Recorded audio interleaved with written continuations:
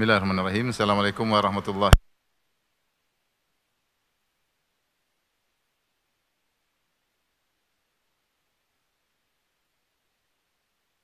wabarakatuh. Wahdahu la syarika lahu ta'ziman li sya'nih. Wa asyhadu anna Muhammadan abduhu wa rasuluhu ila ridwanih. Allahumma salli alaihi wa ala alihi wa ashabihi wa ikhwanih. Hadirin dan hadirat yang dirahmati Allah Subhanahu wa taala. Pada kesempatan kali ini kita akan bahas tentang menjadi manusia yang berkah ya. Sungguhnya tidak lain tujuan kita membahas ini agar kita mendapatkan kebaikan sebanyak-banyaknya di dunia dan juga bersambung di akhirat. Karena makna dari berkah yaitu kebaikan yang Allah berikan yang banyak, yang tidak terbatas pada di dunia namun berlanjut di akhirat. Oleh karenanya ketika di zaman jahiliyah kalau orang menghadiri walimah pernikahan, mereka berdoa birrifa wal banin. Kata mereka semoga diberi keserasian, keharmonisan birrifa yaitu bil wi'am wal banin, dan semoga diberikan anak-anak. Doa yang sekilas kelihatannya baik karena apa sih yang diinginkan dari pasangan suami istri kecuali keharmonisan dan keserasian. Tapi ternyata Nabi SAW melarang doa tersebut. Di antara penjelasan para ulama, karena doa tersebut hanya murni mencari dunia, keserasian, anak-anak, terus apa ya? Maka Rasulullah SAW suruh ganti dengan doa yang masyhur, doa yang mendatangkan kebahagiaan, barakallahu lak wa baraka alaik wa jama'a bainakuma fi khair. Yang maknanya semoga Allah memberkahimu, wa baraka alaik, dan semoga Allah turunkan keberkahan kepadamu, maksudnya memberikan keturunan yang soleh dan solehah, wa jama'a bainakuma fi khair, dan semoga Allah kumpulkan kalian berdua dalam kebaikan, yaitu kebaikan yang bukan hanya duniawi tapi juga ukhrawi. Karena kita tahu hidup kita bukan cuma di dunia. Dunia hanya sebentar, setelah itu kita akan masuk di alam akhirat yang abadi. Adapun orang-orang kafir, maka mereka menjadikan dunia mereka sebagai tujuan akhir. Mereka berusaha untuk bersenang-senang sepuas-puasnya. Allah berfirman, innal ladzina la yarjuna liqa'ana wa radu bil hayatid dunya watma'annu biha wal ladzina hum an ayatina ghafilun ulaika ma'wahumun naru bima kanu yaksibun. Kata Allah Subhanahu wa taala, sungguhnya orang-orang yang tidak berharap pertemuan dengan kami, tidak mau ada hari kiamat. Waradhu bil hayatid dunya, dan mereka ridha dengan kehidupan dunia. Watma'annu biha, dan mereka nyaman dengan kehidupan dunia. Walladzina hum an ayatina ghafilun, dan mereka lalai dari ayat-ayat kami. Ulaika ma'wahumun nar, mereka tempat kembalinya adalah neraka jahanam. Mereka pikiran mereka hanya dunia, dunia dan dunia. Adapun orang beriman maka orientasi mereka adalah akhirat. Dunia hanyalah sementara, kita disuruh meminta kebahagiaan di dunia, tapi yang lebih utama kebahagiaan di akhirat. Maka kalimat lafal berkah menggabungkan keduanya, yaitu kebahagiaan dunia dan kebahagiaan di akhirat. Oleh karenanya, jangan terpedaya dengan kuantitas, ya, dengan jumlah yang banyak. Terkadang kuantitas atau jumlah yang banyak tersebut tidak berkualitas. Seakan-akan banyak tapi tidak mendatangkan keberkahan. Sebagaimana Allah sebutkan tentang orang-orang kafir, kata Allah Subhanahu wa taala, atau orang munafik, kata Allah Subhanahu wa taala, "Fala tu'jibuka amwaluhum wala auladuhum. Innama yuridullahu liyu'adzibahum biha fil hayatid dunya. Wa tazhaqa anfusahum hum kafirun." Kata Allah Subhanahu wa taala, janganlah engkau terpedaya dengan harta mereka dan anak-anak mereka. Itu harta mereka banyak, anak mereka banyak. Jangan kau terpedaya. Yang banyak-banyak itu ternyata Allah siapkan untuk menyiksa mereka. Innama yuridullahu liyu'adzibahum biha fil hayatid dunya. Sungguhnya Allah ingin menyiksa mereka dengan kekayaan mereka, dengan harta mereka, dengan anak-anak mereka. Tersiksa di dunia sebelum di akhirat. So, banyak orang punya harta banyak namun tersiksa secara nafsian, secara psikologi tersiksa. Mikirin harta, cari harta, bingung menjaga harta, takut ada saingan, kompetitor dalam perdagangan, Ya, deg-degan ketika dolar semakin naik. Banyak yang dia pikirkan. Ya. Banyak yang dia pikirkan. Antum kira orang orang duit banyak pasti tidur nyaman? Belum tentu. Belum tentu. Oleh karenanya banyak di antara mereka yang hartanya banyak namun menderita. Kita dapati mereka harta banyak tapi tidak menemukan kebahagiaan. Hingga mencari kebahagiaan dengan jalan pintas, dengan khamar, dengan narkoba, dan tidak sedikit dari mereka yang akhirnya bunuh diri. Anak-anak mereka yang mereka banggakan ternyata menjadi sumber siksaan mereka. Tidak berbakti kepada mereka, durhaka kepada mereka. Anak-anak tidak berkah, harta tidak berkah. Karenanya pembahasan keberkahan ini sangat penting bagi kita kaum muslimin agar kita tidak terpedaya dengan jumlah yang banyak. Kita sih ingin banyak dan berkah. Ya. Tetapi yang paling utama adalah keberkahan. Kalau Allah sudah memberkahi sesuatu, maka itulah kebaikan bagi kita di dunia maupun di akhirat. Tapi kalau Allah tidak berkahi, hanyalah istidraj. Hanyalah apa? Istidraj. Hadirin hadirat yang dirahmati Allah Subhanahu wa taala, maka pada kesempatan kali ini kita akan membahas tentang bagaimana kita bisa hidup lebih berkah dalam kehidupan yang singkat ini. Ada beberapa kiat-kiat, tetapi semua kiat-kiat tersebut kembali kepada satu makna, yaitu takwa. Takwa kepada Allah Subhanahu wa taala.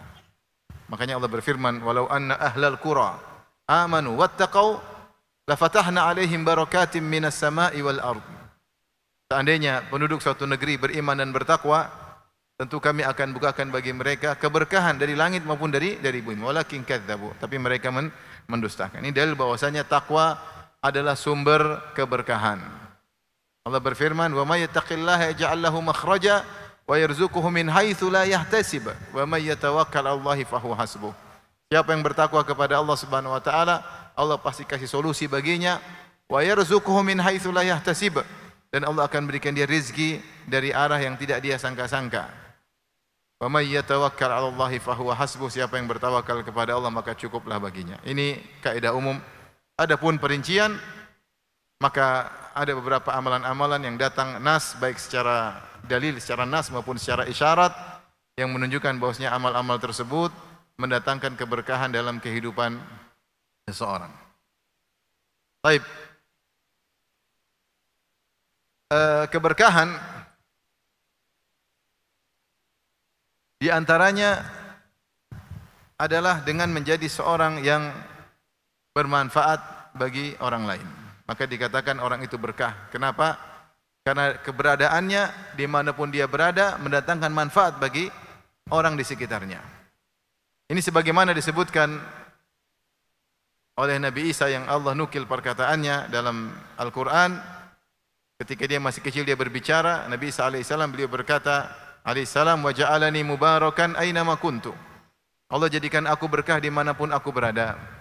Maka kalau kita baca pendapat ahli tafsir, maka pendapat mereka mengerucut kepada dua pendapat. Yang pertama, mubarakan aynama kuntu, jadikanlah aku berkah. Allah jadikan aku berkah dimanapun aku berada, maknanya mualliman linnasi khaira, bahwasanya mualliman lil khair, selalu mengajarkan kebaikan kepada manusia. Di mana Nabi Isa berada, dia selalu kasih wejangan. Dimanapun dia berada, dia kasih wejangan. Karena dia adalah manusia yang berkah, memberikan wejangan di mana-mana. Menjadi teladan, perkataannya menjadi pelajaran bagi orang di sekitarnya.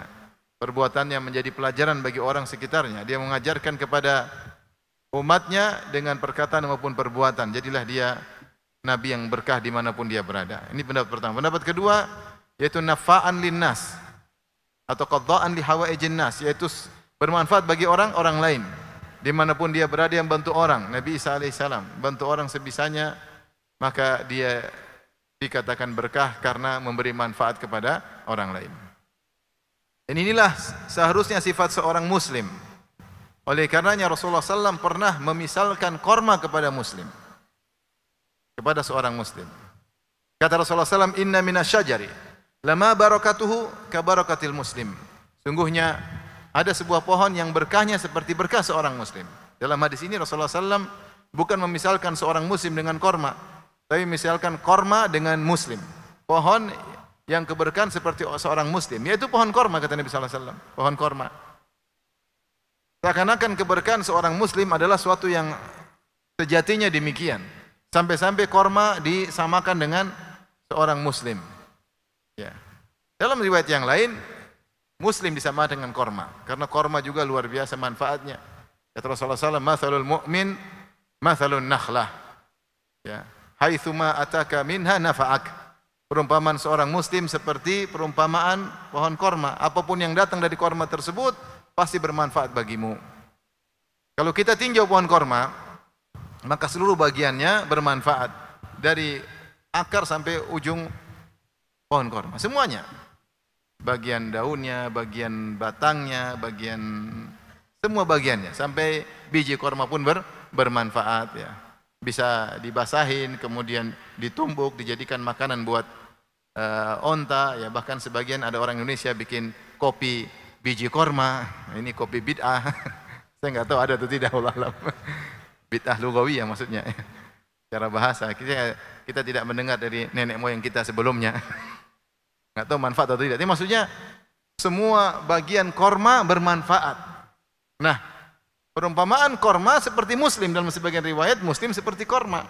Seharusnya seorang muslim pun demikian, dimanapun dia berada, tindak tanduknya, gerak-geriknya, perkataannya, perbuatannya harusnya semuanya bermanfaat. Harusnya bermanfaat agar dia dikatakan manusia berkah. Semakin dia bermanfaat bagi orang lain, dia semakin berkah. Makanya Rasulullah SAW berkata, "Khairukum anfa'ukum linnas."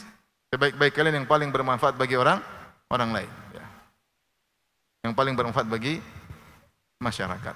Maka seorang berusaha memanage dirinya, mengatur dirinya agar dia bermanfaat. Dia niatkan dalam kesehariannya bermanfaat bagi orang lain. Nah, kita mulai dari lingkup terkecil kita. Apakah keberadaan kita bermanfaat di lingkungan keluarga kita? Saya di rumah, apakah istri merasa dapat manfaat dari saya? Apakah suami saya dapat manfaat dari saya? Anak-anak, apakah merasakan manfaat dari kehadiran ayahnya? Apakah kehadiran ayahnya dirindukan oleh anak-anaknya? Adakah dampak dari kesolehan ayahnya terhadap kesolehan anak-anaknya? Baik di lingkup kerabat, apakah ada manfaat yang dirasakan oleh kakak adik kita? Coba kita renungkan. Apakah ada manfaat dirasakan oleh orang tua kita, tante kita, bibi kita, om kita? Adakah mereka ambil manfaat dari kita? Manfaat tidak harus selalu materi. Tidak selalu materi. Terkadang sesuatu yang abstrak, yang maknawi. Kemudian tetangga, apakah tetangga mendapatkan manfaat dari keberadaan kita? Dimanapun kita berada, berkah, memberi manfaat kepada orang di sekitar kita. Apakah pembantu kita ada manfaat dari kita? Adakah perubahan akhlak pembantu kita? Adakah kita mendidik supir kita? Kita renungkan, kalau kita barokah harusnya ada asarnya, ada dampaknya kepada orang di sekitar kita. Sehingga keberadaan kita selalu diharapkan. Kenapa orang-orang merasa manfaat yang didapat dari seorang manusia yang berkah, seorang manusia yang berkah. Maka ini diantara kita pikir bagaimana kita bisa menjadi berkah dengan bermanfaat bagi orang lain. Oleh karenanya, sebagian sahabiyat atau sebagian sahabat disifati dengan keberkahan. Contohnya Aisyah radhiyallahu taala anha, keberadaannya mendatangkan berkah, manfaat bagi kaum muslimin. Sebagaimana kisah ketika kalung Aisyah radhiyallahu taala anha hilang. Aisyah kalungnya hilang 2 kali. Pertama hilang ketika haditsatul ifk. Setelah dalam satu safar, maka Aisyah radhiyallahu anha kalungnya hilang, maka dia cari sendiri. Ketika dia cari sendiri, dia buang hajat, setelah buang hajat dia mau balik, ternyata kalungnya hilang, maka dia cari kalungnya sendiri. Ketika dia terlambat cari kalung, rombongan menyangka Aisyah sudah kembali naik ke kerandanya. Kata Aisyah, wa kunnan nisa khifafan. Wanita dahulu kurus-kurus. Sehingga ada di atas keranda atau tidak sama saja beratnya, mirip-mirip. Dan para sahabat yang angkat kuat-kuat sehingga mereka merasa Aisyah ada. Kalau wanita sekarang pasti beda beratnya, signifikan ya. Tapi dulu kurus-kurus sehingga ketika Aisyah tidak ada disangka ada. Akhirnya berangkatlah rombongan, Aisyah ketinggalan. Sampai terjadilah peristiwa yang disebut haditsatul ifk. Akhirnya Aisyah dituntun oleh Safwan bin Mu'attal As-Sulami, akhirnya mereka dituduh berzina oleh orang-orang munafikun. Kali kedua, Aisyah kalungnya hilang. Dan Aisyah sudah pernah salah. La yuldagu mu'min min juhrin ya marratain. Jangan seorang terkena celaka dari lubang berbisa 2 kali. Maka Aisyah kali ini kalungnya hilang, dia tidak cari sendiri. Lapor sama suaminya. Siapa suaminya? Rasulullah SAW. Maka Rasulullah SAW pun cari kalung. Dan suruh sahabat juga cari kalung. Semua sahabat cari apa? Kalung. Sibuk cari kalung siapa? Aisyah. Dan ini menunjukkan bagaimana perhatian Nabi kepada istrinya. Ya.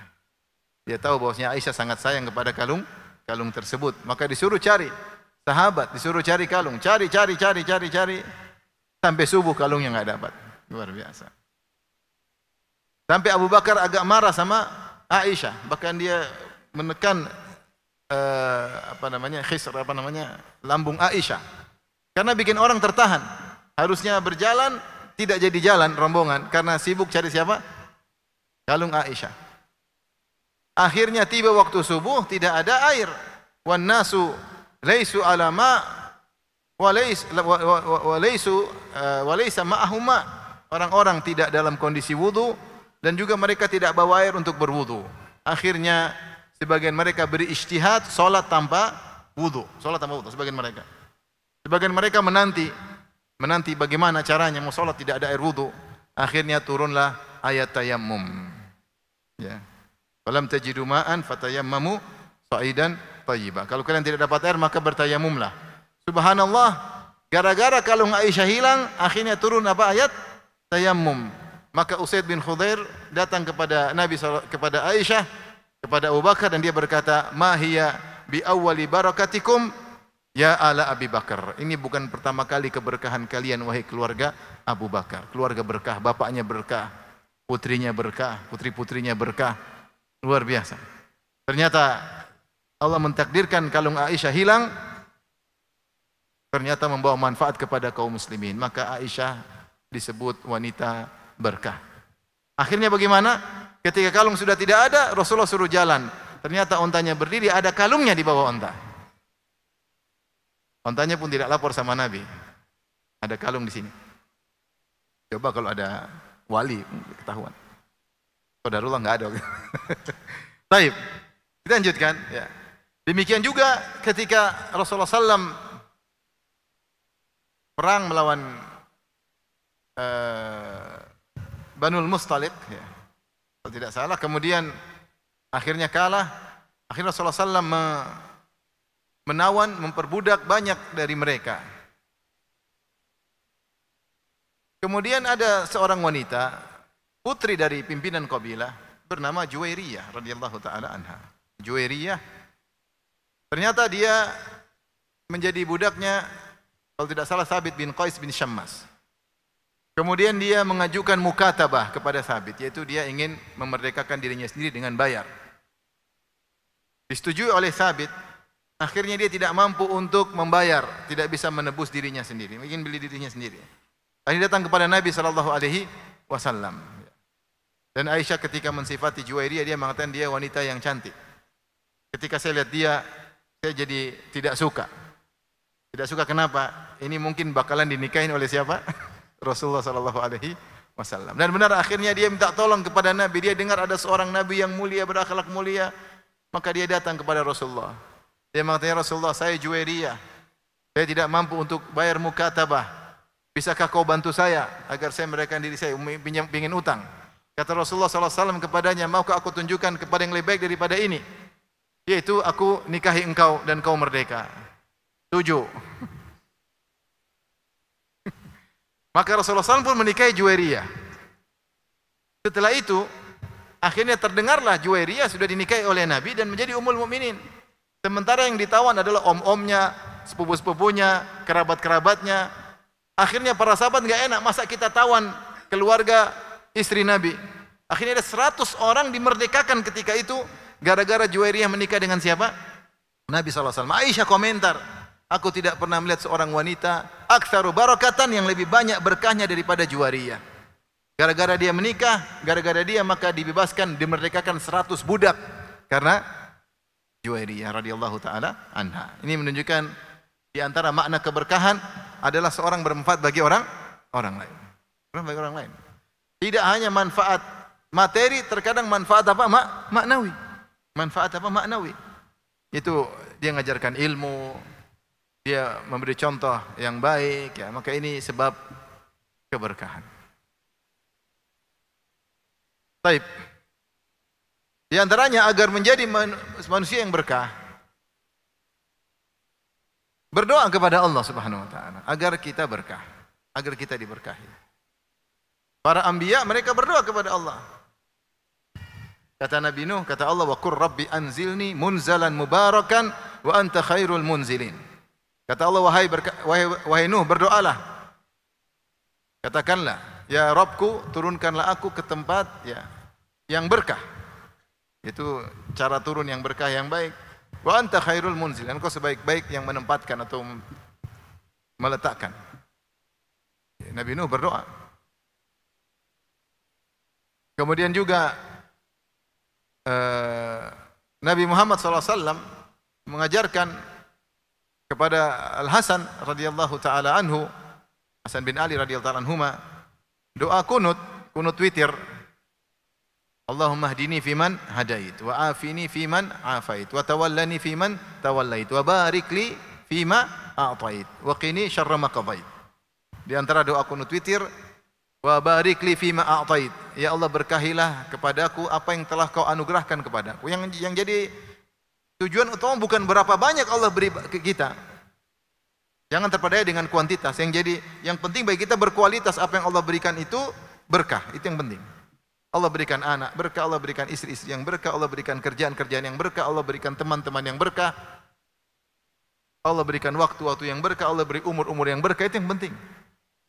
Wa barik li fima a'tait. Bukan yang penting banyak enggak. Banyak terkadang tidak berkah, musibah tadi. Bikin orang pusing mikir. Hartanya terlalu banyak, bingung mau dihabisin kemana, bingung dia. Ini harta buat apa, bingung. Simpan kena pajak, bingung. Demikian juga ketika Ummu Sulaim radhiyallahu taala anha mengantar anaknya ketika Nabi pergi ke Madinah, maka dia antar anaknya Anas. Dia mengatakan, "Ya Rasulullah, hadza Anasun yakhdumu." Ini Anas jadi pembantumu. Maka doakanlah dia. Maka Rasulullah SAW doakan Anas. Allahumma akthir malahu wa waladahu wa barik lahu fima a'taitahu. Ya Allah, perhatikan di sini Rasulullah kumpulkan antara berkah dengan banyak. Kata Rasulullah, ya Allah, banyakkanlah anaknya Anas. Banyakkanlah hartanya dan berkahilah apa yang telah kau berikan kepadanya. Dan subhanallah, Anas ternyata anaknya banyak. Dia pernah punya anak sampai 100 anak. Entah anak sama cucu, yang penting anaknya banyak. Hartanya juga berkah. Sampai orang-orang memanen setahun sekali, dia sampai 2 kali radhiyallahu taala anhu. Allah berkahi hartanya. Allah berkahi hartanya. Demikian juga kisah ketika Ummu Sulaim dengan suaminya Abu Talha ketika anaknya meninggal, yaitu Abu Umair meninggal. Kisah yang ma'rufah. Akhirnya Abu Talha sedih karena perhatian sama anaknya, maka Ummu Sulaim agar suaminya tidak terlalu bersedih, maka ketika suaminya datang karena anaknya sakit, dia tanya, gimana kabar anak kita, gimana kabar anak kita. Akhirnya anaknya meninggal. Dia bertanya, bagaimana anak kita? Kata Ummu Sulaim, anak kita lebih tenang daripada sebelumnya. Dipikir oleh Abu Talha sembuh, ternyata tambah sudah meninggal dunia. Lebih tenang artinya sudah meninggal dunia. Akhirnya Ummu Sulaim sebelum datang suaminya, dia berhias, dia bikin makanan, maka dia kasih makan suaminya udah kenyang, kemudian dia berhias, akhirnya suaminya pun menggaulinya. Setelah semua selesai, hasrat perut sudah selesai, hasrat jiwa juga sudah selesai, maka baru dia kabarkan, wahai suamiku, bagaimana kalau ada suatu keluarga diberi pinjaman oleh keluarga lain, kemudian pinjaman diambil, apakah dikembalikan? Tentu dikembalikan. Ketahuilah anakmu adalah titipan dari Allah Subhanahu wa taala dan Allah akan mengambil titipannya. Maka Abu Talha pun marah. Kenapa enggak bilang dari tadi? Intinya akhirnya dilaporkan kepada Nabi. Maka Rasulullah SAW berkata, semoga Allah memberkahi barakallahu fi lailatikuma, ya, semoga Allah memberkahi malam kalian al-bariha, yang malam kalian kemarin itu engkau menggauli istrimu, semoga diberkahi oleh Allah Subhanahu wa taala. Dan benar akhirnya dari hubungan intim malam tersebut lahirlah seorang anak namanya Abdullah. Dan Abdullah ini ternyata punya anak laki-laki 9, semuanya hafiz Quran. Semuanya hafiz Quran. Maka ini pentingnya doa luar biasa. Doa minta berkah, jangan minta banyak saja. Minta banyak-banyak berarti minta banyak hisab.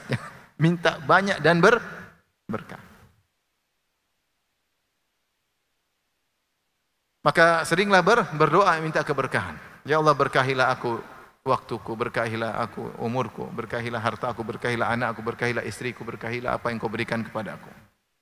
Hingga seorang baik. Karena kita dapati sebagian orang dia merasakan tidak ada keberkahan, dia bilang uang banyak tapi enggak berkah, habis-habis enggak tahu kemana. Anak banyak nakal semua, enggak tahu enggak ada yang berkah. Satu kurang ajar, satu bandel, satu durhaka, lengkap semua. Istri juga enggak berkah, istri banyak tapi ngomel semua, 4-4 ngomel semua. Apa faedahnya? Satu ngomel. Satu minta. Banyak tapi enggak berkah, musibah. Dan seorang kadang merasakan ada bagian yang tidak berkah dan ada yang berkah. Ya. Oleh karenanya jangan lupa minta keberkahan dari Allah Subhanahu. Kalau Allah sudah turunkan keberkahan, maka tidak hanya kebaikan kita rasakan di dunia, tapi akan berlangsung sampai di akhirat. Di akhirat. Karena kalau sudah diberkahi oleh Allah pasti mengantarkan kepada akhirat. Allah kalau berkahi kendaraan kita akan digunakan untuk kebaikan.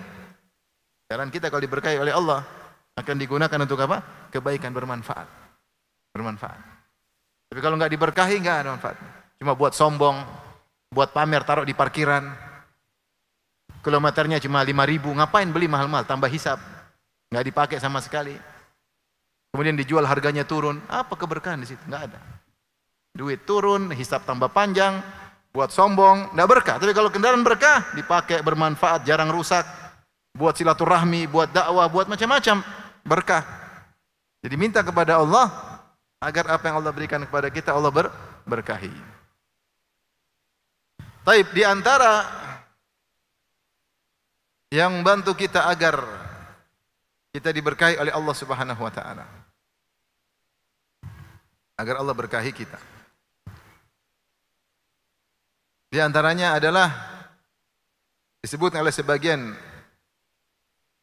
syurahul hadis adalah bertawakal kepada Allah Subhanahu wa taala. Bertawakal kepada Allah Subhanahu wa taala. Di antara hadis yang menunjukkan hal ini hadis Aisyah radhiyallahu taala anha. Kata Aisyah radhiyallahu taala anha, laqad tufiya Rasulullah sallallahu alaihi wasallam wa ma fi baiti syai'un ya'kuluhu dzu kabid atau min syai'in ya'kuluhu dzu kabid illa syatru sya'irin fi raffin li. Ketika Rasulullah SAW meninggal, tidak ada yang Rasulullah tinggalkan di rumahku makanan yang bisa dimakan oleh manusia maupun hewan. Enggak ada makanan. Jadi Rasulullah hidup susah, miskin. Itu tidak berlebihan. Kecuali sedikit dari gandum syair yang saya letakkan di rak milikku. Fa akaltu minhu, dan aku makan dari gandum tersebut. Fatala alayya, dan waktu lama aku makan itu aku ambil, aku bikin adonan, bikin roti. Tiap butuh aku ambil lagi, aku bikin adonan, bikin roti. Tapi enggak habis-habis. Sampai kata Aisyah, fatala alayya, sampai waktu lama. Enggak habis-habis. Fakiltuhu, suatu saat aku timbang ini berapa sih, kok enggak habis-habis? Fafania, maka hilang. Habis akhirnya. Akhirnya habis. Sebagian ahli ulama mengatakan, kenapa ketika Aisyah radhiyallahu taala anha bertawakal kepada Allah tanpa mengetahui berapa jumlah gandum tersebut, maka Allah berkahi, tidak habis-habis. Sehingga dia serahkan perhitungannya kepada Allah Subhanahu wa taala. Ketika dia mulai menghitung, ya sudah, berarti selesai. Berarti patokannya adalah hitungan dia, maka dia hitung, oh ini berarti tinggal 3 kali pakai habis. Benar, 3 kali pakai terus habis. Subhanallah. Sebagaimana Rasulullah SAW pernah berkata kepada Asma, la tuqi. Dalam riwayat la tu'i. Jangan kau hitung-hitung. Sebagian ulama mengatakan itu jangan kau hitung-hitung. Sedekah-sedekah saja, jangan kau hitung-hitung. Allah beri berkah, Allah beri berkah. Saya ingin sampaikan pada malam ini hadis yang pertama kali saya dengar maknanya ketika saya di UIM, Universitas Islam Madinah. Masih S1. Dan subhanallah, yang pertama kali mengingatkan saya tentang hadis ini, yaitu mengajari saya agar tidak pelit. Semoga saya dijauhkan dari sifat apa? Pelit. Ya. Jangan terlalu perhitungan katanya. Sementara saya sangat perhitungan. Yang pertama kali ingatkan saya adalah kawan saya yang datang besok ngisi pengajian, ya, Syekh Jamal Al-Hajrasi, hafizahullah ta'ala. Dia yang pertama kali ngajarin saya. Jangan terlalu perhitungan. Firanda, jangan terlalu perhitungan. Rasulullah bersabda, jangan kau hitung-hitung, nanti Allah perhitungan sama kamu. Subhanallah. Ini hadis pertama saya dengar dari beliau, hafizahullah ta'ala. Dan bermanfaat sampai sekarang bagi saya. Ya. Jadi, kapan kita perhitungan berarti kita kurang tawakal sama Allah. Namun ketika kita tawakal, ada keberkahan, ada keberkahan. Lihat Aisyah radhiyallahu anha, dia enggak hitung-hitung, enggak habis-habis. Ketika dia mulai hitung ingin tahu, berarti dia menghitung. Ya, dia bisa perkirakan dalam beberapa hari habis, ternyata habis beneran. Habis beneran. Oleh karena tawakal yang benar mendatangkan rezeki, dan ini disampaikan oleh Ibnu Rajab Al-Hambali ketika menjelaskan hadis, "Lau annakum tatawakkaluna 'ala Allahi haqqa tawakkulih la razaqakum kama yarzuqut tayr.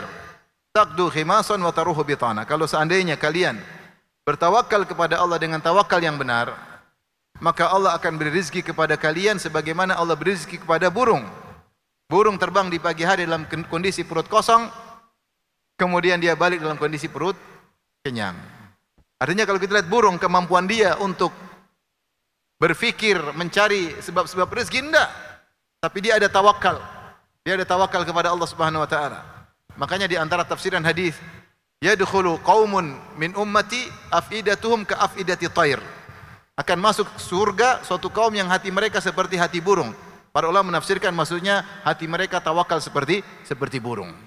Burung itu kalau kita lihat kemampuan dia untuk mencari nafkah, enggak banyak, dia enggak cerdas seperti manusia. Manusia banyak nipu-nipu, pandai nipu orang, akhirnya ketipu orang, berinovasi dalam mencari rezeki. Burung itu monoton, tetapi tawakal kepada Allah, pergi perut kosong, pulang perut sudah kenyang dan dia kasih makan anak-anaknya. Kata Ibnu Rajab Al-Hambali, kenapa? Karena burung tersebut bertawakal. Maka seorang jika tawakalnya tinggi, dengan melakukan sebab sebisa dia, tapi tawakalnya lebih mendahului sebabnya, maka Allah akan mudahkan rezekinya, Allah akan berkahi dia. Bahkan di antara sebab keberkahan, tawakal kepada Allah Subhanahu wa taala.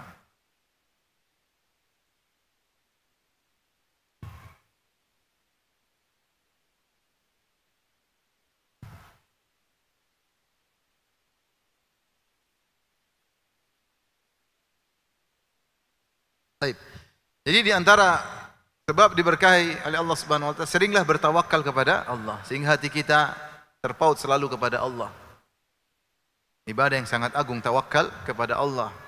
Di antaranya tawakal dalam mencari rezeki, ya. Tawakal dalam berinfak, ya. Tawakal kepada Allah. Perhitungan serahkan kepada Allah Subhanahu wa taala. Baik, di antara sebab agar diberkahi oleh Allah Subhanahu wa taala adalah menyambung silaturahmi, menyambung silaturahmi. Kata Nabi sallallahu alaihi wasallam, ya, man ahabba an yubsata lahu fi rizqihi wa yunsa'a fi atharihi falyasil rahimah. Siapa yang suka dilapangkan rezekinya, dipanjangkan umurnya, maka hendaknya dia sambung silaturahmi. Dan silaturahmi terbaik adalah menyambung hubungan dengan ayah dan ibu. Ini puncak silaturahmi. Orang yang paling utama kita sambung adalah ayah dan ibu kita, yang disebut dengan birrul walidain. Kemudian siapa yang menyambung silaturahmi, punya waktu untuk ngurusin adiknya, ngurusin kakaknya, dia punya waktu untuk ngurusin tantenya, dia punya waktu untuk pergi menjenguk ponakannya, dia punya waktu ngurusin neneknya, dia sambung silaturahmi, dia keluarkan biaya, dia korbankan waktunya, dia korbankan tenaganya. Nah, ini orang berkah, orang berkah. Dan dia akan mendapatkan kebaikan dunia sebelum akhirat. Oleh karena Allah menyebutkan dalam surat Ar-Ra'd ketika Allah menyebutkan tentang sebab masuk surga, walladzina yasiluna ma amarallahu bihi ayyusal. Dan orang-orang menyambung silaturahmi yang Allah suruh untuk disambung. Allah mengatakan setelah itu ulaika lahum uqubad dar. Bagi mereka kesudahan yang indah. Jannatu adni yadkhulunaha wa man salaha min abaihim wa azwajihim wa dhurriyyatihim wal malaikatu yadkhuluna alaihim min kulli bab salamun alaikum bima sabartum. Bagi mereka surga yang masuk di dalamnya, mereka masuk surga, anak-anak mereka masuk surga, istri-istri mereka masuk surga, orang tua mereka masuk surga, dan malaikat masuk memberi salam kepada mereka dengan mengatakan salamun alaikum bima sabartum. Selamat kalian atas kesabaran kalian. Ini isyarat bahwasanya menyambung silaturahmi butuh kesabaran. Kesabaran. Sabar ngurus adik, sabar ngurus kakak, sabar ngurus orang tua, sabar ngurus ponakan. Masalah keluarga enggak habis-habis. Keponakan satu masalah, muncul keponakan kedua. Kakak ada masalah, adik ada masalah, orang tua, tante, kebutuhan, telepon kita, minta bantuan. Subhanallah, sabar. Dan ini semua berkah. Berkah di dunia, berkah di akhirat. Apa yang kita keluarkan untuk keluarga kita tidak ada bandingannya yang Allah ganti di dunia, belum diganti di akhirat. Berkah, berkah. Sehingga kita merasa hidup kita ini ada manfaatnya, terutama manfaat kepada orang-orang terdekat. Sambung silaturahmi, jangan pernah ragu-ragu untuk sambung silaturahmi. Jangan pelit waktu, jangan pelit harta, jangan pelit tenaga, jangan pelit pikiran. Fikir gimana ponakan saya, fikir bagaimana adik saya, fikir karena Allah Subhanahu wa taala. Sambung silaturahmi dengan kebaikan yang bisa kita lakukan, maka Allah akan berkahi kehidupan kita di dunia, terlebih lagi di akhirat. Baik, azan dulu nanti kita lanjutkan.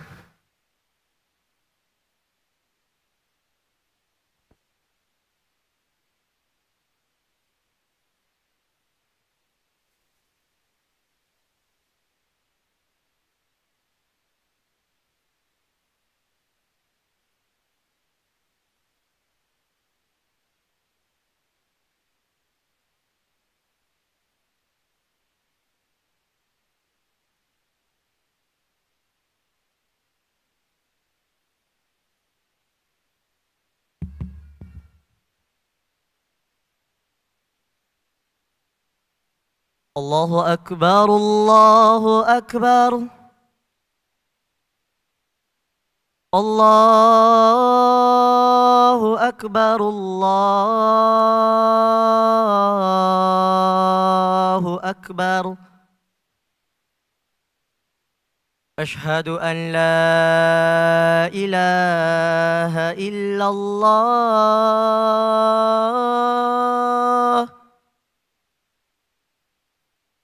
أشهد أن لا إله إلا الله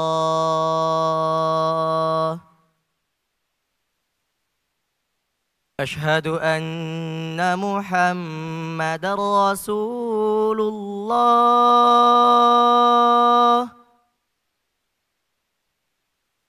أشهد أن محمدا رسول الله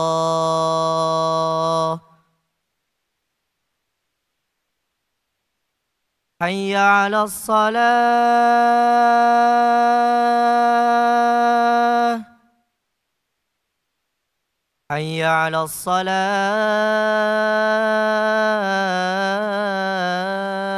الصلاة حي على الفلاح حي على الفلاح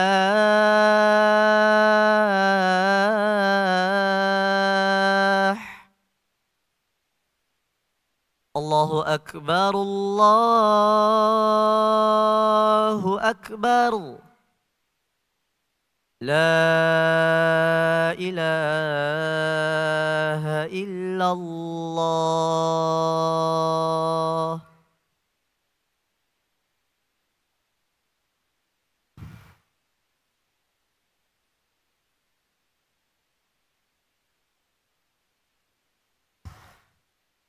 Baik, hadirin hadirat yang dirahmati Allah Subhanahu wa taala. Di antara sebab hidup ini berkah adalah sedekah. Adalah apa? Sedekah. Sallallahu alaihi wasallam bersabda, "Ma naqasat shadaqatun min mal." Sedekah tidak mengurangi harta. Sebagian ulama menafsirkan ya, bal tazid. Tidak mengurangi berarti kesimpulannya kebalikannya berarti tazid, berarti menambah harta, ya. Makanya di antaranya zakat. Zakat dari numu menambah harta. Dan menambah harta menambah keberkahan. Oleh karenanya jika seorang bersedekah maka Allah akan berkahi. Allah akan berkahi. Syekh Muhammad bin Shalih Al-Utsaimin rahimahullah taala menyebutkan satu kisah. Dia bilang, mengabarkan kepadaku orang-orang tua kami dari kalangan thiqat. Dahulu ada kisah dua orang, mungkin dari kampungnya beliau, rahimahullah ta'ala. Dua orang, mereka punya kebun korma bersama. Akhirnya dibagi dua. Maka yang satu bilang, terserah kau pilih yang mana. Mau bagian barat, bagian timur. Kata kawannya, saya pilih bagian timur.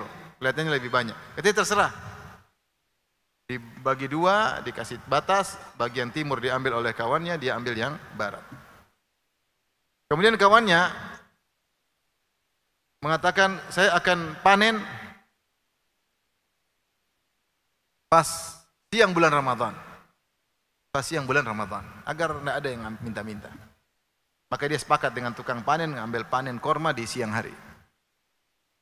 Adapun dia bilang enggak, orang lagi susah. Saya ingin panen setelah Idul Fitri. Biar orang mau ambil siang-siang, mau bagi-bagi silakan.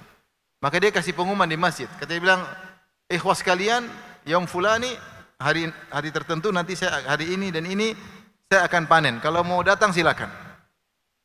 Kawannya sudah panen di luar, sudah banyak panen. Akhirnya pada hari yang ditentukan, datanglah orang-orang menghadiri panen tersebut. Maka dia panen, dia bagi-bagi. Setelah dia bagi-bagi, ternyata keranjang untuk menampung kormanya lebih banyak jumlahnya dari keranjang kawannya. Akhirnya kawannya pun datang, dia protes. Dia bilang, saya, bagaimana keranjangmu lebih banyak? Sementara kau sudah bagi-bagi sekian banyak, kau pasti nipu saya. Enggak, saya enggak nipu, kau kan yang pilih sendiri. Kita kan sudah sepakat, dan kau bilang yang sebelah timur lebih banyak daripada barat, dan saya ridho. Kau kan tahu sendiri.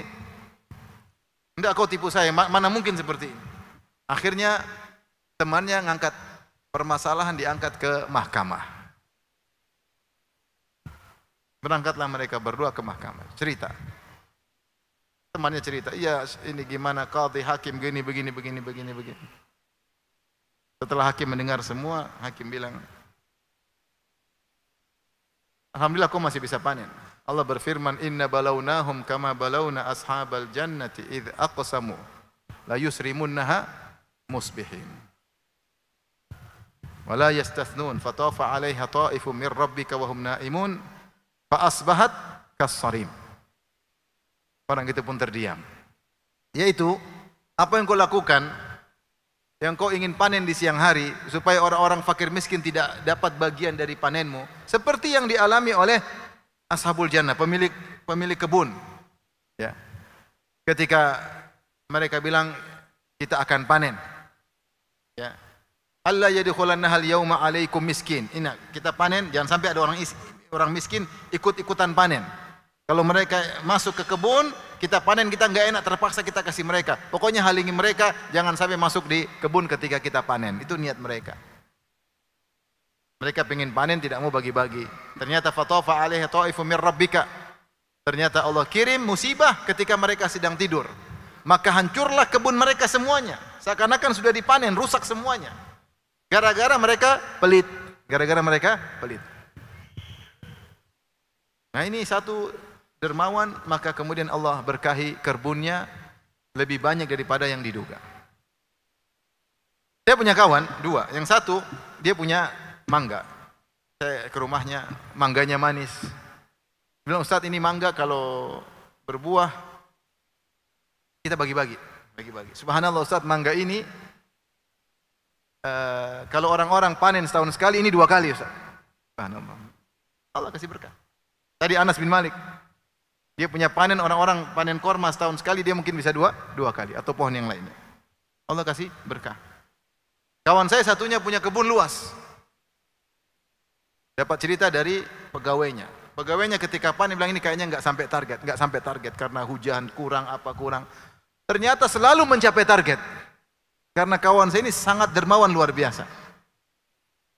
Dia selalu bilang nggak sampai target. Pegawainya bilang, pimpinan proyek bilang nggak sampai target, tapi selalu sampai target. Entah gimana caranya, Allah punya cara.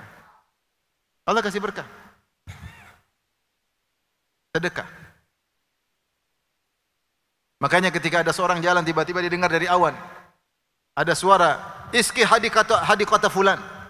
Wahai awan, curahkan hujanmu ke kebun si fulan. Ada suara dari awan. Maka awan itu jalan, dia ikuti. Hadis sahih. Ikuti awan tersebut. Awan ini menuju kebun wali. Luar biasa. Jalan. Dia ikuti awan tersebut. Ternyata awan tersebut curahkan hujannya di sebuah hara, yaitu bebatuan yang hitam yang bekas lava. Kemudian air tersebut terkumpulkan, kemudian melalui saluran menuju ke kebun seseorang. Dia ikuti air itu kemana? Hujan. Jadi awan cuma mencurahkan hujan pada satu tempat tertentu. Air tersebut terkumpul, kemudian mengalir lewat saluran menuju kebun seseorang. Maka dia ikuti arah mana? Rasulullah cerita ini. Maka dia ikuti ke arah mana air tersebut. Dapatlah ada seorang sedang cangkul-cangkul. Rupanya walinya tukang cangkul. Kata dia, anta fulan, karena sesuai dengan nama. Karena dia mendengar nama tersebut. Ya. Misalnya, suara terdengar, hujani kebun si Joko. Misalnya. Datang dia. Antum Joko? Kok tahu? Kok tahu saya Joko? Saya tadi dicerita. Tadi saya dengar ada suara di awan bilang curahkan hujanmu ke kebun Joko. Ternyata lari ke engkau. Amma in qulta dzalik. Kenapa bisa demikian? Kata dia, kalau memang kau sudah ucapkan tadi, maka apa yang saya lakukan? Kalau saya panen, ja'altuha thalathata athlath. Saya bagi hasil panen 3. Sepertiga untuk saya dan keluarga, sepertiga untuk saya sedekahkan, sepertiga saya gunakan untuk keperluan kebun. Itu untuk inilah, untuk anu lah. Misalnya kalau kita untuk pupuk, untuk anu. Jadi saya bagi 3. Ternyata itulah sebabnya Allah kirimkan khusus awan untuk menyirami kebunnya. Berkah, sedekah. Oleh karena Syekh Utsaimin rahimahullah ketika membahas mana qasad sadaqatun min mal, sedekah tidak mengurangi harta, bahkan menambah. Dia mengatakan menambah harta terkadang bukan dari fisik saja ya. Menambah harta itu bisa macam-macam. Bisa ternyata harta itu benar-benar bertambah. Misalnya dia punya perusahaan, dia punya dagangan. Dia dagang, ternyata pembeli lebih banyak. Nah, itu berarti nambah hasil dari barang dagang tersebut. Ini yang mungkin kemungkinan pertama, yaitu harta tersebut bertambah langsung. Kemungkinan kedua, bisa jadi Allah kasih harta dari sisi lain tanpa dia duga. Wa yarzuqu min haitsu la yahtasib. Ternyata misalnya dia beli sesuatu sangat murah, kemudian dia jual sangat mahal. Ternyata ada orang beli rumah dia yang dengan harga yang sangat mahal. Allah kasih rezeki dari arah yang tidak dia sangka-sangka. Ini juga nambah harta. Di antara nambah harta, Allah selamatkan dia dari kerugian. Allah selamatkan dari kerugian. Kita kenal sebagian kawan-kawan kita ketika terkena pandemi, musim pandemi, banyak yang jatuh. Mereka bertahan. Dan mereka ini suka sedekah. Allah jaga mereka. Harusnya mereka rugi, tidak jadi rugi. Harusnya mereka jatuh, mereka tidak jadi jatuh. Allah kasih tambahan dengan menjauhkan mereka dari kerugian yang mungkin menimpa orang lain. Jadi sedekah itu menambah, atau enggak menambah, maksudnya sebagian ulama menafsirkan menambah keberkahan, yaitu harta sedikit atau tidak bertambah secara kuantitas tapi kualitasnya bertambah. Ternyata harta ini bisa digunakan untuk ini, cukup buat ini, cukup buat anu, cukup buat ini. Sementara sebagian orang hartanya banyak namun tidak cukup. Namun tidak cukup. Keperluan tiba-tiba jadi banyak. Sudah ini habis yang pada hal-hal yang tidak ada manfaatnya. Maka di antara sebab menjadikan kehidupan kita berkah, sedekah. Sedekah dengan niat karena Allah Subhanahu wa taala, bukan mencari pujian, bukan untuk mengatakan saya punya jasa sama dia, dia punya utang jasa sama saya. Enggak, kita bersedekah karena Allah, sudah sedekah selesai. Mau terima kasih enggak terima kasih enggak urusan. Enggak urusan. Latih diri kita untuk demikian. Yang terakhir mungkin di antara sebab agar hidup kita berkah, suka bersyukur. Allah berfirman, la in syakartum la azidannakum. Kalau kalian bersyukur, sungguh benar-benar aku akan kasih tambahan bagi kalian. Mungkin hidup kita kurang berkah karena kita kurang bersyukur. Kurang berkah. Punya mobil tidak bersyukur. Mobil kok kayak gini, kok ngomel mulu. Punya motor tidak bersyukur. Punya sepeda tidak bersyukur. Punya rumah sudah bagus tidak bersyukur. Rumah kok kayak gini. Lihat teman-teman rumahnya bagus. Hasad. Hidup tidak berkah. Dengki, tidak merasakan kebahagiaan. Padahal ada orang rumahnya lebih kecil bahagia. Kenapa dia tidak bersyukur? Allah tidak kasih tambahan. Dia punya istri tidak bersyukur.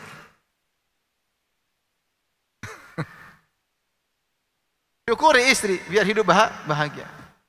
Lihat masih banyak wanita yang enggak benar, masih banyak wanita enggak sholat, masih banyak wanita duniawi, masih banyak wanita begini. Syukur. Sambil perbaiki istri kalau memang punya kesalahan. Hidup berkah. Hidup berkah.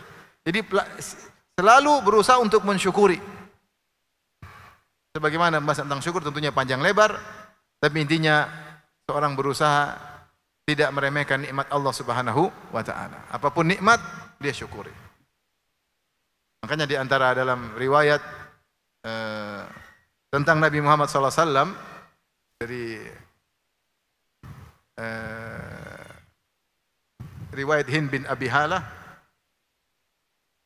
meskipun riwayatnya dipermasalahkan, disebutkan di antara sifat Nabi SAW, kana yu'adzimun ni'mah wa indaqqat. Adalah Rasulullah SAW mengagungkan nikmat meskipun sedikit. Karena yang dia lihat bukan nikmatnya, dia lihat adalah mun'imnya, yang memberikan nikmat siapa. Apa yang Allah berikan adalah pas buat dia. Sedikit banyak yang lebih tahu hikmahnya siapa? Allah. Sehingga dia tidak pernah meremehkan nikmat apapun. Dan ini sama dengan sifat Nabi Ibrahim alaihissalam. Yang Allah berfirman, syakiran li an'umih. Nabi Ibrahim senantiasa syakiran. Isim fa'il yang menunjukkan merupakan perangai Nabi Ibrahim. Selalu.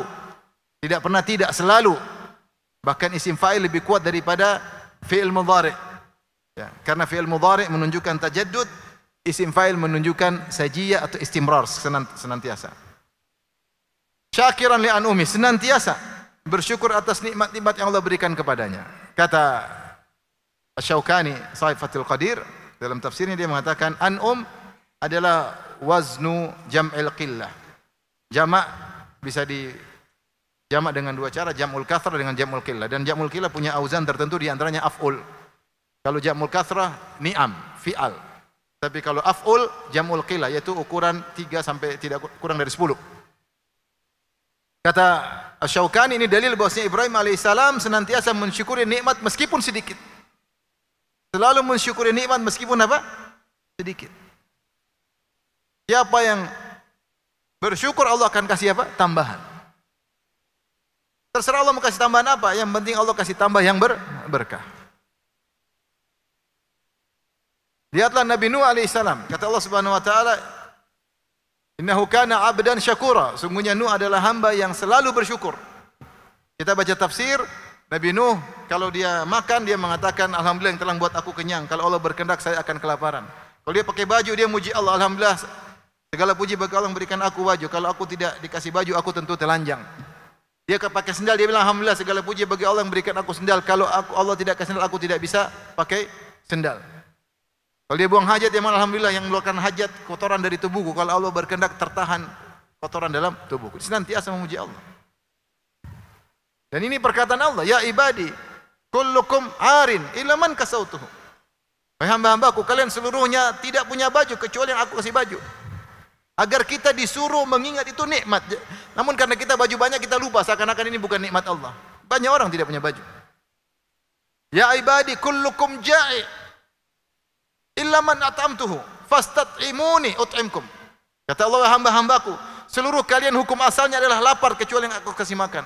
Maka mintalah kepadaku, niscaya aku akan berikan makanan kepada kalian. Kata Ibn Rajab Al-Hambali, ini dalil kita disuruh minta kepada Allah bahkan perkara yang kita sepelekan, minta baju, minta makanan. Ketika kita minta secara include, kita mengakui nikmat baju, nikmat makanan dari Allah. Sehingga kita tahu ini semua dari Allah.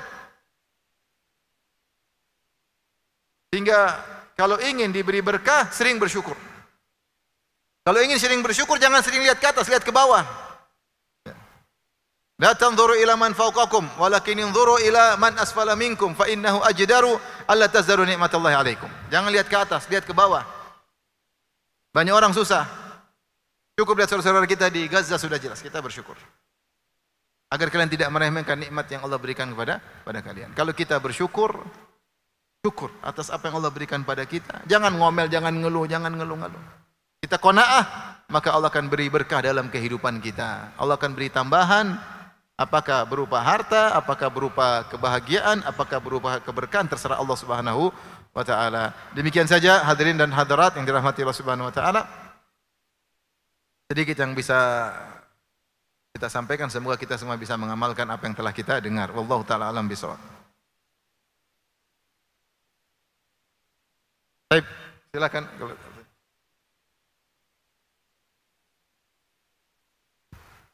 Silakan. Ada. Silakan ya.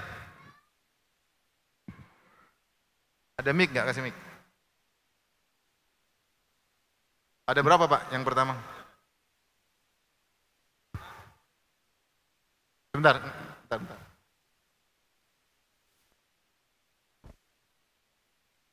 Ada, oke. Ketika kita berbuat baik kepada seseorang, entah kita memberi sesuatu, barang atau uang, kita minta doakan. Apakah ini ada keberkahan? Nanti tolong doakan saya. Mudahan sehat, murah rezeki, dan lancar usaha. Bolehkah kita mengatakan sesuatu? Itu yang pertama.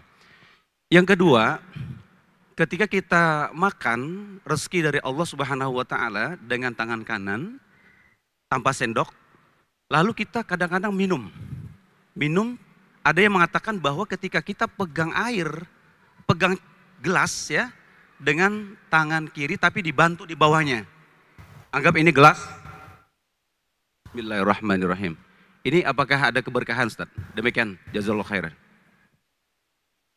Yang pertama, seorang ketika membantu orang lain, yang terbaik adalah tanpa pamrih sama sekali. Ketika Allah memuji orang beriman, kata Allah, wa yut'imuna at-ta'ama ala hubbihi miskina wa yatima wa asira. Innama nut'imukum liwajhillah la nuridu minkum jazaa'an wala syukura. Inna nakhafu min rabbina yawman abusan qamtarira. Kata Allah Subhanahu wa taala, dan mereka orang-orang yang beriman para penghuni surga, mereka memberi makanan yang mereka sukai. Ala hubbihi, mereka suka makanan tersebut. Dan mereka berikan kepada fakir miskin, kepada anak yatim, bahkan kepada tawanan perang. Dan mereka berkata, innama nut'ikum liwajhillah. Kami beri makan kalian karena mencari wajah Allah. La nuridu minkum jazaa'a wala syukur. Kami tidak butuh kata terima kasih dan kami tidak butuh balas budi kalian. Itu syiarnya orang-orang yang ikhlas. Kalau kita bantu-bantu aja, jangan bilang, doa ini namanya minta pamrih. Ya, itu ngurangi. Sampai disebutkan riwayat, saya belum cek riwayat, tapi saya baca riwayat ini dalam kitab Bayan Talbisil Jahmiyah. Aisyah radhiyallahu anha, ketika dia mengirim budaknya untuk beri bantuan kepada orang, maka Aisyah bilang sama budaknya tersebut, lihat, Aisyah tidak minta doa. Dia bilang, lihat, ketika kau kasih bantuan kepada orang itu, apa yang dia doakan buat saya. Coba cek apa yang dia doain buat saya. Karena kebiasaan orang namanya bersyukur, dia doain. Aisyah tidak minta doa. Akhirnya diantarlah bantuan tersebut kepada orang tadi. Kemudian budaknya atau pembantunya dengar dia doain begini-begini, laporlah ke Aisyah. Ya Aisyah, dia tadi doain engkau begini. Aisyah balasin doa seperti itu agar tidak mengurangi pahala sedekahnya. Maka seorang berusaha ketika membantu orang bukan muamalah dengan orang tersebut, muamalahnya dengan Allah Subhanahu wa taala. Kalau kita bermuamalah jangan sampai kita merasa punya jasa sama orang. Bahkan kalau kita bisa balik, dia yang berjasa buat kita.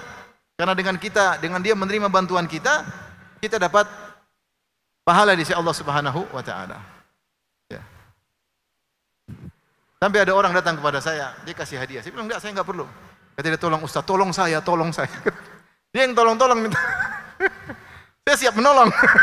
Maksud saya, sampai saya tolak, jangan, kata dia, tolong saya Ustaz, jangan, tolong Ustaz, tolong Ustaz, tolong, makasih Ustaz, tolong. Dia yang terima kasih. Jadi kalau kita bantu orang, dia bilang, doain ya. Om, mau apa Om? Mau doain apa? Tidak usah. Kita berusaha agar pahala kita lebih sempurna. Kita cari di sisi Allah Subhanahu wa taala. Yang kedua terkait minum ya. Allah alam ya, lebih hati-hati kita minum dengan tangan kanan. Kalau kita pegang tangan kiri, kemudian kita pegang seakan-akan tangan kiri menjadi tumpuan utama. Lain halnya kalau kita pegang terus tangan kiri sekedar bantu, jadi dilihat mana yang lebih tumpuan utama, kelihatan. Kalau tangan kiri ya kelihatan tangan kiri. Tangan kanan ya tangan kanan. Ustadz nanti kotor tinggal cuci lagi, apa susahnya? Nanti juga dicuci, iya enggak? Gelas kita habis minum, kena tangan kita atau enggak, dicuci enggak? Ya sudah pegang aja sekalian, enggak ada masalah. Enggak ada masalah. Lebih hati-hati. Adapun yang mungkin berpendapat demikian, wallahu alam, ya itu ijtihad. Tapi lebih hati-hati kita pegang dengan tangan kanan. Kalaupun kita ingin membantu dengan tangan kiri, kelihatan tangan kanan adalah tumpuan utama. Sehingga orang ketika melihat, oh dia minum dengan tangan kanan. Wallahu alam bisawab.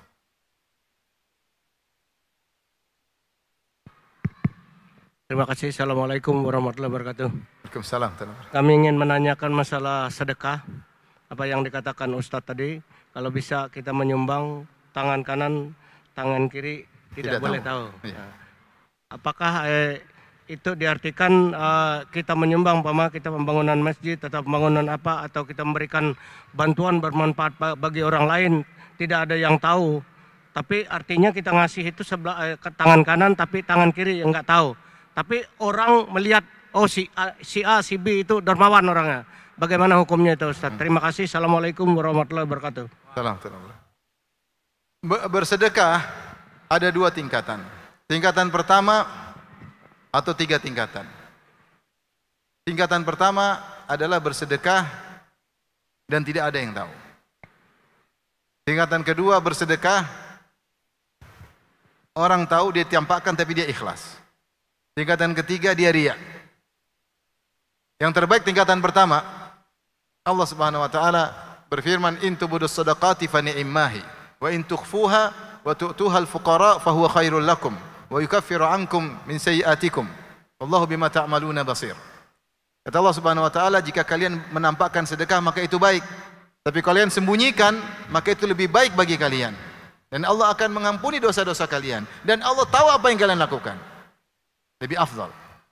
Karena kalau orang sembunyikan sedekahnya, Allah pasti tahu dan dosa-dosanya juga diampuni selain dapat pahala sedekah. Dan oleh karenanya datang dalam hadis menjelaskan keutamaan sedekah yang tidak ada yang tahu.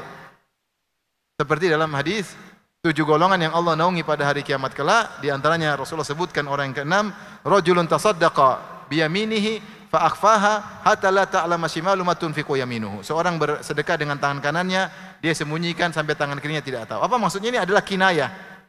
Bahwasanya tangan kanan tangan kiri selalu bersamaan.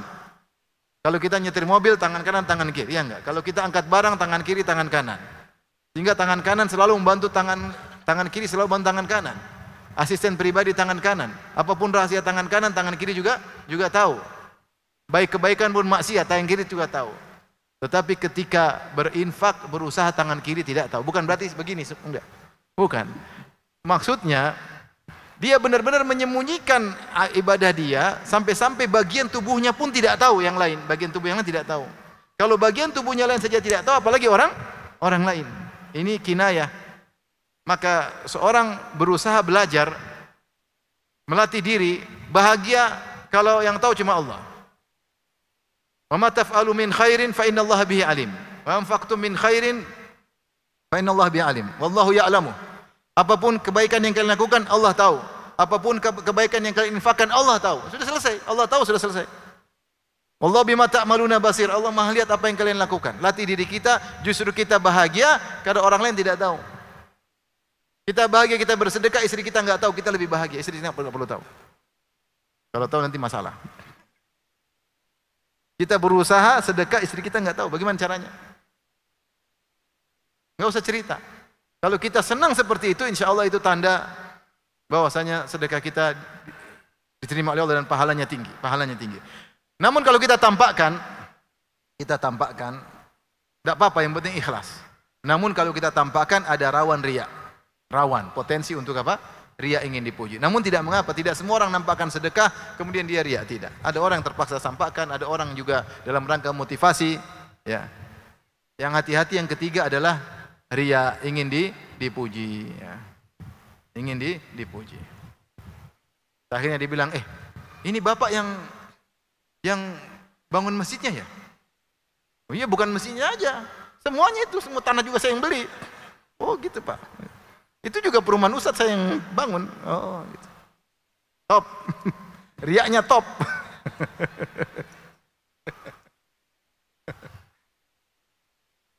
Kalau kita harus cerita seperlunya. Misalnya. Artinya ada yang kita tampakkan, ada kemaslahatan, tapi kita tidak harus bongkar semuanya. Contoh misalnya kita dituduh tidak berbuat baik sama orang tua. Kita sudah kasih bantuan sama orang tua nggak pernah cerita sama kakak adik, akhirnya kita dituduh kaya kok nggak pernah bantu. Dalam rangka bela diri kita boleh, itu nggak benar karena kita dituduh durhaka. Enggak, tanya mama, saya pernah bantu mama. Secukupnya aja. Bantuan yang kira-kira bernilai. Tidak usah cerita semuanya. Yang penting kakak adik tahu saya bantu orang tua, selesai. Tidak semuanya kita ungkapkan. Contoh lagi, misalnya ada orang tuduh kita, kamu tuh udah kaya nggak haji-haji, malu. Orang miskin aja sampai ngantri-ngantri, kamu udah kaya nggak haji-haji. Padahal kita udah haji 10 kali misalnya. Kita nggak usah bilang, saya sudah 10 kali, nggak usah. Alhamdulillah sudah, saya sudah haji. Saya sudah haji, alhamdulillah. Sudah cukup. Kita tampakkan untuk menolak apa? Tuduhan. Tapi nggak usah kita bongkar, kita sudah 10 kali. Misalnya kita ingin motivasi orang. Saya misalnya membangun masjid, Ustadz saya motivasi. Saya bilang, saya dari Firanda 1 juta. Orang-orang termotivasi. Mungkin saya sumbang lebih daripada itu, saya tidak sebut. Yang saya sebut yang perlu untuk memotivasi. Ikhwan menyebut amal soleh itu berat. Berat untuk selamat dari riya, berat. Kita enggak riya sekarang, riya minggu depan, berat. Enggak gampang. Manusia punya sifat thalabul manzilah fi qulubil khalq, ingin diakui oleh orang lain. Ingin diakui. Dalam banyak hal. Banyak sekali. Pintu riya sangat banyak. Setiap kita selamat dari pintu riya satu, syaitan membuka pintu riya yang lain. Dai saja bisa, kalau ngisi pengajian mau terkesan yang rame, ada yang rame. Oh, yang kemarin saya kesana rame, penuh. Begitu dia ngisi pengajian, nggak ada yang hadir, dia diam-diam aja. Dia nggak mau manzilahnya turun. Dia ingin mengesankan di mana-mana selalu kajiannya rame. Kalau perlu pakai drone shooting. Pas yang hadir tidak ada, nggak ada drone-nya. Manusia lemah. Cinta kepada pujian itu sifat tabiat manusia. Maka jangan buka-buka celah. Dan buka-buka celah. Ingin diakui. Jadi, tapi kalau kita sudah berusaha ikhlas, kemudian terkenal dermawan, ini berat. Ini berat lagi. Bertahan, kita cari ridha Allah. Jangan terpedaya dengan pujian manusia. Manusia pujian nggak ada faedahnya, Tapi demikian saja kajian kita. Subhanakallah bihamdik asyhadu an la ilaha illa anta astaghfiruka wa atubu ilaik. Assalamualaikum warahmatullahi wabarakatuh.